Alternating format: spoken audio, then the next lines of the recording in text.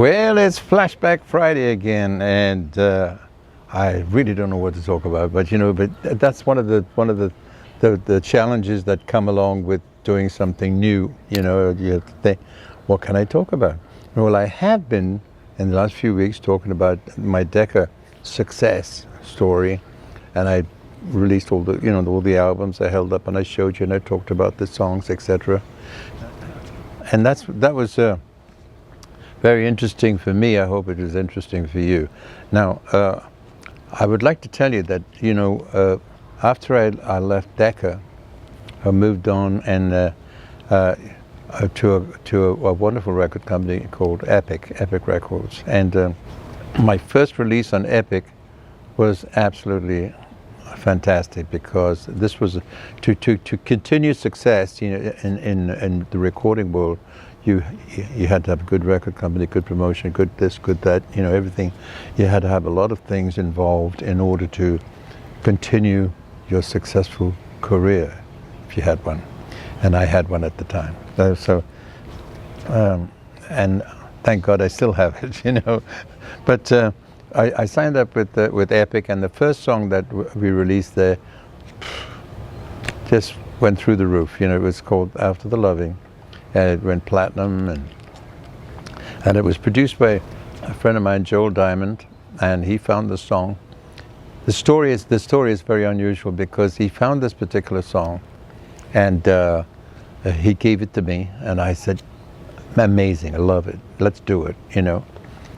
Now we had to find an arranger, and the arranger, of course, was one of the most brilliant musicians I've ever heard in my life, Charlie Colello, and Charlie did an amazing arrangement of it, just an amazing arrangement, and it was released in 1977, and I want to tell you, it was the most played song on radio at that time.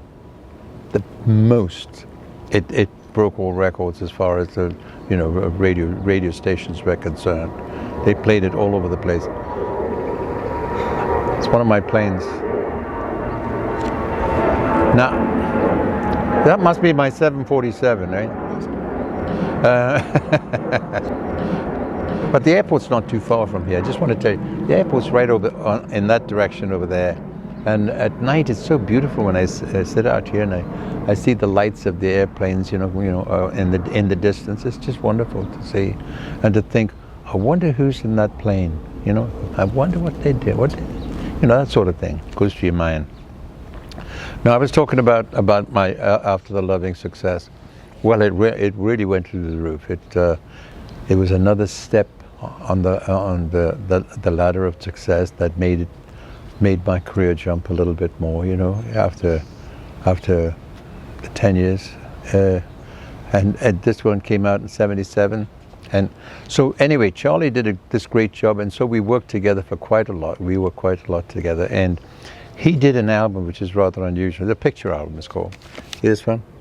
It's called Last of the Romantics. He was the last of the romantics, da-da-da-da, before you lose it to the past. You remember the song? Okay. Great song. Might put it back in my show, because I do represent romantic songs. All these years I've been one of the representatives of romantic songs, and I certainly hope it's been and it has been a good station for me to take. The romantic world. And this Last of the Romantics is just such a great album, and I don't know who. I don't remember the model's name, but as a matter of fact, everybody thinks it was my darling wife, but I wished it was. But they chose to have a model on it, and we ended up with that. Not to worry. She was very pretty and very attractive, and she played the part, and it looked good on the album, and a very nice person to boot. She was nice. But this particular album had some great songs in it. Last of the Romantic, of course, was the whole gist of the album, and then I did the Just the Way You Are, which is, of course, Billy Joel song. Amazing. I did the Elvis song, Robbie Tender.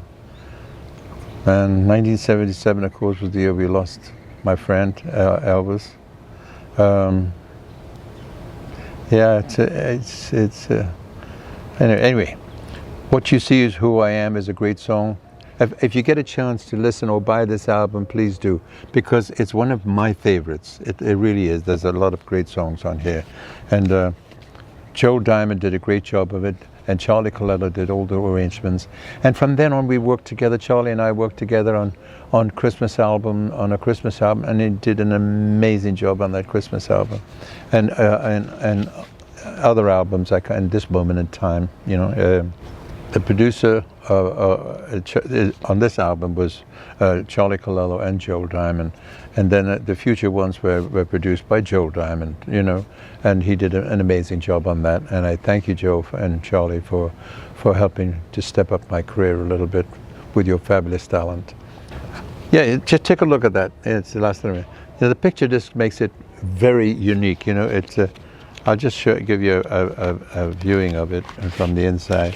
See, it's rather unusual, you know, and I don't think many people have made picture discs, and I happen to be one of them who has made one, and I'm lucky in that respect. I thank Charlie and I thank Joe again. I love this album. By the way, you know, this Disaster Romantics album, we had a billboard on Sunset Boulevard, and it was huge billboard, and it was plugging the album, you know, which was great. And I was in my white outfit, and you know, I was using glamour in those days, you know, that sort of thing. But I liked glamour, and I still do. You know, I love to go on stage properly dressed, and because when I face my audience, I enjoy them saying, "Well, he dressed for us." You know, that sort of thing. You know, and of course I love my jewelry, and